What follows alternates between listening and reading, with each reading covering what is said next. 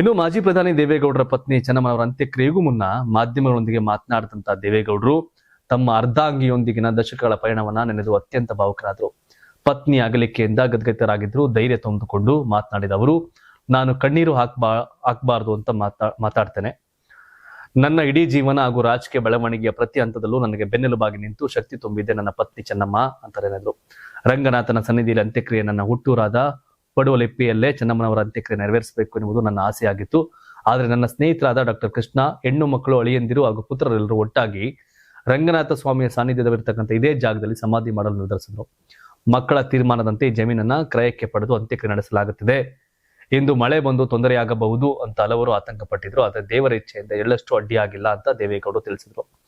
ತಮ್ಮ ಯಶಸ್ಸಿನ ಹಿಂದಿನ ದೈವಬಲ ಹಾಗೂ ಪತ್ನಿಯ ಕೊಡುಗೆಯನ್ನ ಸ್ಮರಿಸಿದ ಮಾಜಿ ಪ್ರಧಾನಿಗಳು, ನನ್ನ ರಾಜಕೀಯ ಏಳಿಗೆಗೆ ಒಂದು ಕಡೆ ಕುಲದೇವರು ದೇವೇಶ್ವರ ಹಾಗೂ ಮತ್ತೊಂದು ಕಡೆ ರಂಗನಾಥ ಸ್ವಾಮಿ ಆಶೀರ್ವಾದವಿದೆ. ಆ ರಂಗನಾಥನ ಕೃಪೆಯಿಂದಲೇ ನಾನು ದೇಶದ ಪ್ರಧಾನಿ ಹುದ್ದೆಗೆ ಏರಲು ಸಾಧ್ಯವಾಯಿತು. ನನ್ನ ಈ ಇಡೀ ಬೆಳವಣಿಗೆಯಲ್ಲಿ ಪತ್ನಿಯ ಪಾತ್ರ ದೊಡ್ಡದಿದೆ.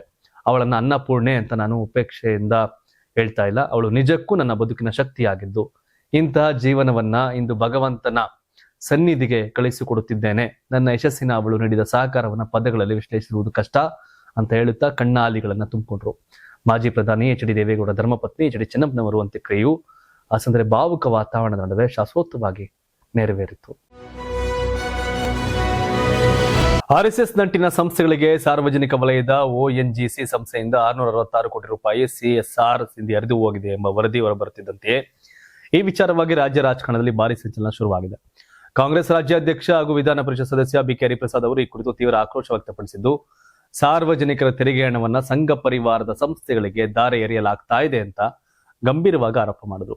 ಕಳೆದ ಒಂದು ದಶಕದಲ್ಲಿ ONGCಯ 106 ಕೋಟಿ ರೂಪಾಯಿ ಹಣ RSS ಅಂಗ ಸಂಸ್ಥೆಗಳಿಗೆ ಪಾಲಾಗಿದೆ ಎಂಬ ವರದಿಯನ್ನು ಉಲ್ಲೇಖಿಸಿ ಸಾಮಾಜಿಕ ಜಾಲತಾಣದಲ್ಲಿ ಪ್ರತಿಕ್ರಿಯಿಸಿರ್ತಕ್ಕಂಥ BK ಹರಿಪ್ರಸಾದ್, ಕೇವಲ ONGC ನಿಧಿ ಮಾತ್ರವಲ್ಲದೆ ದೇವಸ್ಥಾನಗಳ ಕಾಣಿಕೆ, ವಿಪತ್ತು ಪರಿಹಾರ ನಿಧಿ, ಕೋವಿಡ್ ಸಂದರ್ಭದ ದೇಣಿಗೆಗಳು, ಸಾರ್ವಜನಿಕ ಭೂಮಿ ಹಾಗೂ ಕಲ್ಯಾಣ ಕರ್ನಾಟಕ ಅಭಿವೃದ್ಧಿ ಮಂಡಳಿಯ ನಿಧಿ ಸೇರಿದಂತೆ ಸಾರ್ವಜನಿಕ ಆಸ್ತಿ ಮತ್ತು ಸಂಪನ್ಮೂಲಗಳು ನಿರಂತರವಾಗಿ ಸಂಘ ಪರಿವಾರದ ವ್ಯವಸ್ಥೆಗೆ ವರ್ಗಾವಣೆ ಆಗ್ತಿದೆ ಎಂಬ ಗಂಭೀರ ಆಪಾದನೆಗಳು ಕೇಳಿಬರುತ್ತಿವೆ ಅಂತ ಹೇಳಿದ್ರು.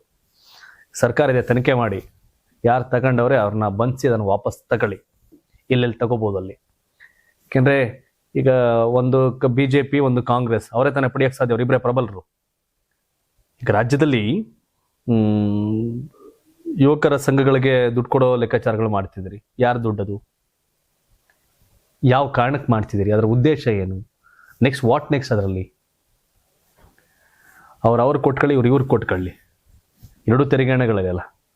ಹಾಗಾಗಿ ಜನರ ದುಡ್ಡನ್ನು ಜನರು ಕೊಡಕ್ಕೆ ಏನಾದ್ರು ಯೋಚನೆಗಳು ಮಾಡಿ. ತಪ್ಪದು ಅಲ್ಲೆಲ್ಲ ONGC ಇದ್ದಾಗ. ಆದರೆ CSR ಫಂಡ್ ಅದು ಅವ್ರು ಯಾರು ಬೇಕು ಅವ್ರು ಕೊಡ್ತಾ ಹೋಗ್ತಾರೆ. ನೋಡ್ಬೇಕು ಅದೇನಾಗುತ್ತೆ ಅಂತ.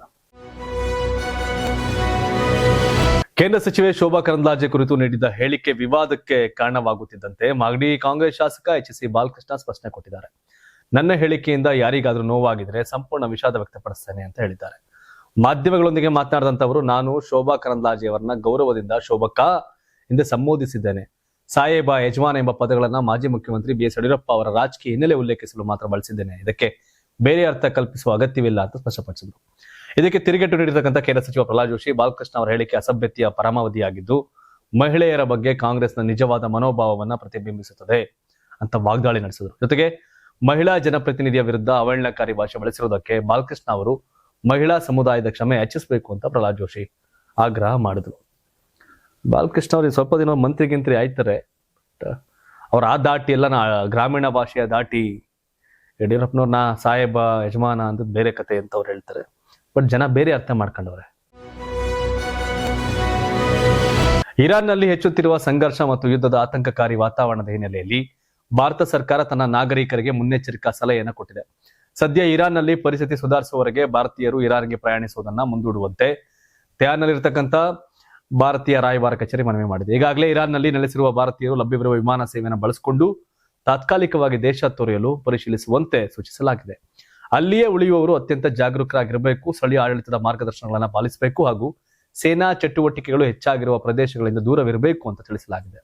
ಇನ್ನು ರಾಯಭಾರ ಕಚೇರಿಯಲ್ಲಿ ನೋಂದಾಯಿಸಿಕೊಳ್ಳದ ಭಾರತೀಯರು ತಕ್ಷಣವೇ ತಮ್ಮ ವಿವರಗಳನ್ನು ನೋಂದಾಯಿಸಿ ಅಧಿಕೃತ ಜಾಲತಾಣಗಳು ಮತ್ತು ಸಾಮಾಜಿಕ ಮಾಧ್ಯಮಗಳ ಮೂಲಕ ನವೀಕರಣಗಳನ್ನ ಗಮನಿಸುತ್ತಿರಬೇಕು. ಯಾವುದೇ ತುರ್ತು ನೆರವಿಗಾಗಿ ರಾಯಭಾರ ಕಚೇರಿಯ ಸಹಾಯವಾಣಿ ಸಂಖ್ಯೆಗಳನ್ನು ಸಂಪರ್ಕಿಸಲು ಕೋರಲಾಗಿದೆ.